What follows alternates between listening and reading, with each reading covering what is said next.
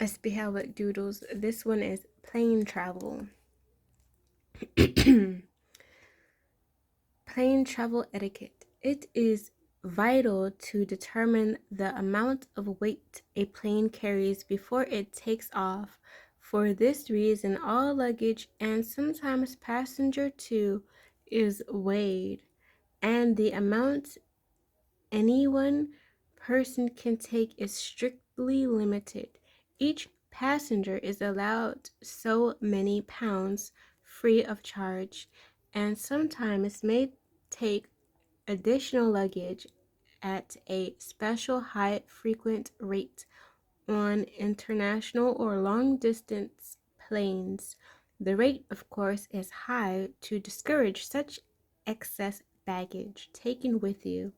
Transporting covers airport to airport, not transporting from terminals to planes.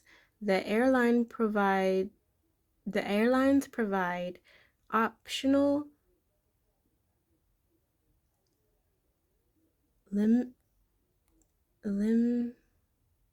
limousine service, okay, at extra cost to passenger. On sleeper trips, a passenger is allowed to take with him to his seat a small bag for overnight things along with his wraps. The rest of the baggage is stowed before the takeoff to be reclaimed with his baggage sub at the terminal. On international planes, meals are served free of charge. On some domestic planes, there is now a charge for meals.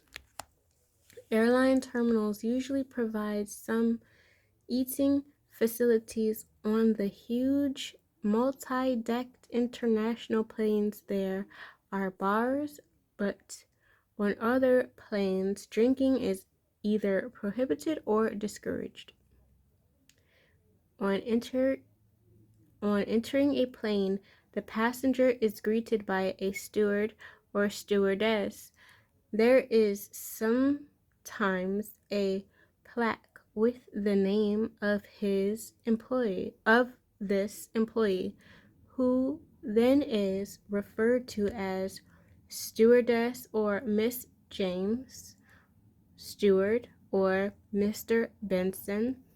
The stewardess is specially trained for her job, may even be a practical nurse.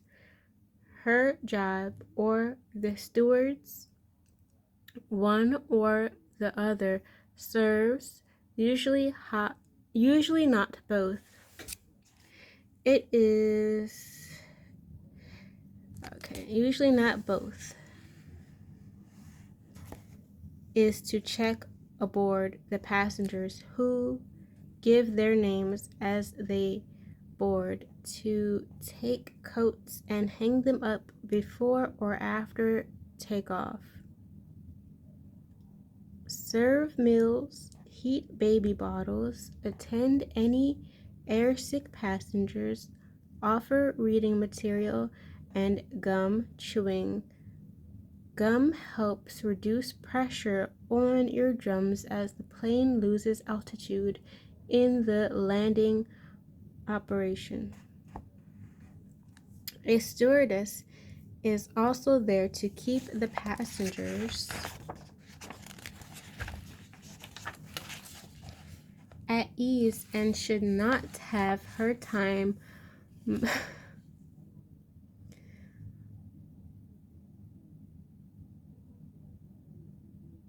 monopolized by any one passenger, usually male, who wants merely to be entertained. You need never exchange a single word with your seatmate, but conversation is permissible. See speaking to strangers. We haven't covered that yet. Or have we? Let's check.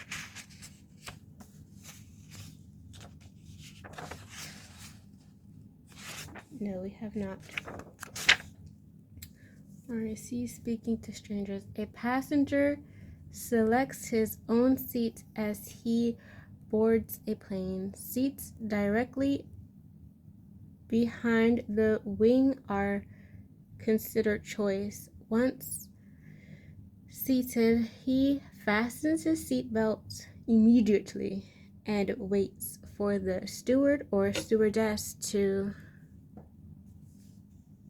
take his coat as soon as she is free to do so. If she hasn't taken it at the door, but first she must see that everyone is aboard in his seats and with the safety belt properly fastened. The door must be bolted shut and the signal given to the pilot.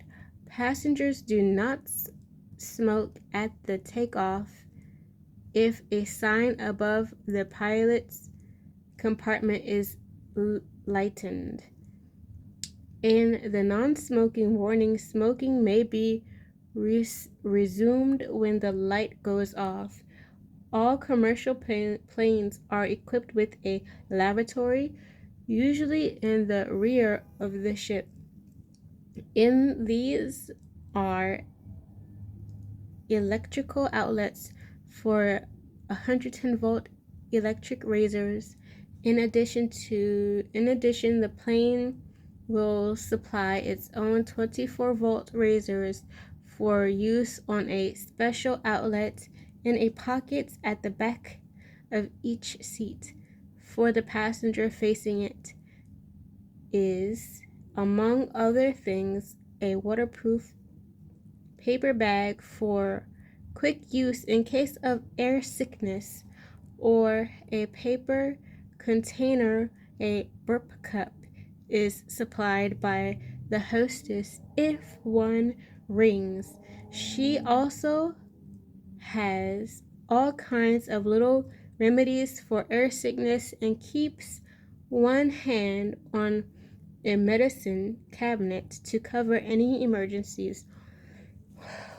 On overseas planes, there is a life preserver under each seat, and instruction is usually given at the beginning of the trip. Stewardess, steward, co-pilot, or flight officer on it use. Just before landing, passengers must fasten seatbelts and keep them fastened until the fasten seatbelt light goes off and the plane has come to a full stop. No member of a plane's personnel is ever tipped.